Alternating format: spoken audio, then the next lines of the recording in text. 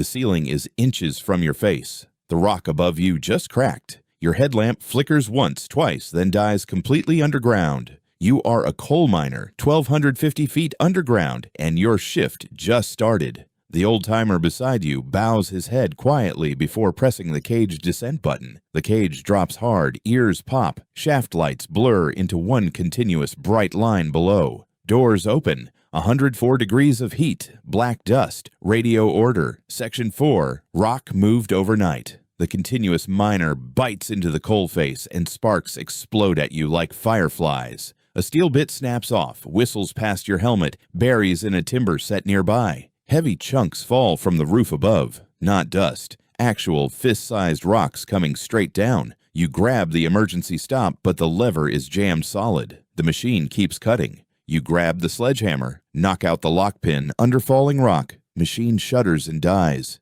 Silence. The roof bolts holding the ceiling have bent visibly under the mountain pressure above. You drive a second timber set against the roof. The wood groans but holds for now. The section foreman demands you restart on the radio while the gas monitor climbs again. The youngest crew member rips off his respirator and bolts into the dark entries screaming. You chase him through the section entries, your single headlamp cutting black coal dust ahead. You catch him at the edge of an abandoned shaft, a vertical void dropping into nothing below. You grab his collar 1 second before he steps back. He fights you, eyes completely wild. The section foreman pins him against the rib until the panic breaks and breathing steadies. The foreman calls it, pull back from the face and reinforce the roof support right now. The crew races to install extra timber sets along the roof line while rock keeps shifting. The gas monitor beeps again. Methane past the action level. Ventilation fan still not running. The local auxiliary fan cuts out. The silence it leaves behind presses in like dead weight. Then the main lights fail. The blackness filling the entry is not just dark, it is solid. The electrician pulls the panel and finds a blown circuit breaker. Nobody has the right replacement. You grab the hardwired section phone on the rib wall, pick it up, only dead air answers. The radio cuts out too, and a boom below confirms the main entry just came down. You hand crank the backup auxiliary fan, a thin stream of air, barely slowing the methane. The gas monitor hits the evacuation threshold. The whole crew pulls on self-rescuers in the dark. Dispatcher finally answers on the backup channel. Right circuit breaker is in supply. 40 minutes out. Water seeps through the rib in a thin black sheet. The collapse cracked open an underground aquifer. Ice cold, black with coal dust rising from the floor, like the mountain itself is bleeding out. A flash ahead. The water surface sparks where a short circuit fires into the flooded cables. The crew lifts every power cable off the floor, ties each one above the rising water line. Water is waist deep. You drag the injured miner against the current, pulling you down. The backup fan chokes on coal dust, clogging the blades. Motor overheats. Your last airflow dies. The foreman makes the call. Stop fighting the water and move through the escape way now. One cap lamp fails. The crew packs tight around the working lights and keeps moving as one. The foreman reaches the dispatcher on a broken crackling signal. Confirmed. Full immediate withdrawal now. Main entry blocked by the fall. Dispatch reroutes you up the escape slope. 660 feet. The slope is narrow, unlit, not on current mine maps, driven back in the 1950s. On the rib wall in chalk, someone wrote, "Do not enter." No other way out exists now. You climb wet iron rungs in total darkness. Rusted, slick. Every handhold could pull loose. One miner twists his ankle on a rotten crossbeam and goes down. Cannot climb without help. Radio goes silent. The section ahead is physically too tight to carry an injured man through. Drop all gear, keep only self-rescuers and the first aid kit. Keep moving forward. Your gas monitor goes dead, battery gone, and the air carries a faint, sweet chemical note. A deep impact below sends a shockwave up, and loose rock rains from the ribs. 100 feet back, the slope roof drops in one section. The way back is sealed. The injured miner's self-rescuer jams shut. He pulls shallow breaths of bad air, lips going pale. Two crew members share one self-rescuer between them, swapping the mouthpiece every other breath. You reach a refuge alternative chamber cut in the rock. The air inside is noticeably cleaner.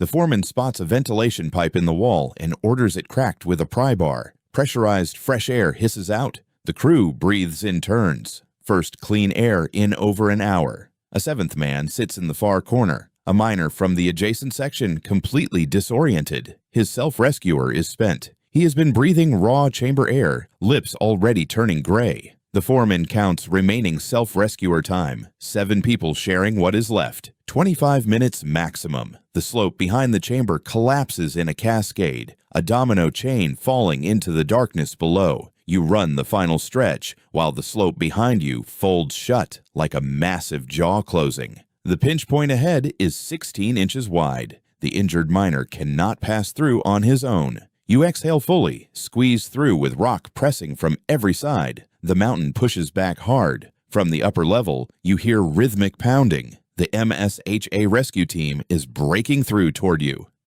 The rescue team punches through the fall, and yellow helmet lights finally flood the chamber. The dispatcher restores contact through an emergency landline relay. First voice from surface after silence. Rescuers pass fresh self-rescuers through the breach. 1 per person, systematic, no wasted motion. The rescue team medic checks the injured miner through the gap. Fracture confirmed, stable enough to move. Rescuers remove the fall block by block to widen the gap. Each stone placed, controlled, deliberate. Through oxygen depletion, their full-faced respirators make the rescuers look like beings from another world. The injured miner goes through on a sked stretcher first. Team takes his full weight. The crew exits one by one. Ahead, the rescue team's lights mark the way to surface. You step into daylight. After hours underground, the pale Kentucky sky hits like a physical blow. EMTs at the shaft collar check every miner's vitals before anyone takes another step forward. The injured miner goes into the ambulance. The lost miner sits on gravel, saying nothing. The section foreman's wife stands beyond the perimeter fence. When he walks out, she just stands watching. The MSHA inspector arrives. The foreman gives his statement in a steady voice, hands shaking throughout. Investigators trace the root cause. The ventilation circuit breaker, swapped 3 weeks ago with wrong spec. The mine goes idle under MSHA order. The section empties for the first time in decades. In the bathhouse, the youngest miner stares at coal dust on his hands, does not wash. The foreman calls home, says a few words, then holds the open line in silence. That night, he wakes feeling the bedroom ceiling dropping toward him, gets up, goes to the porch. He looks at the town lights. Every lit window out there runs on coal from his section. He pulls a piece of coal from his pocket, holds it to the porch light. Black diamond.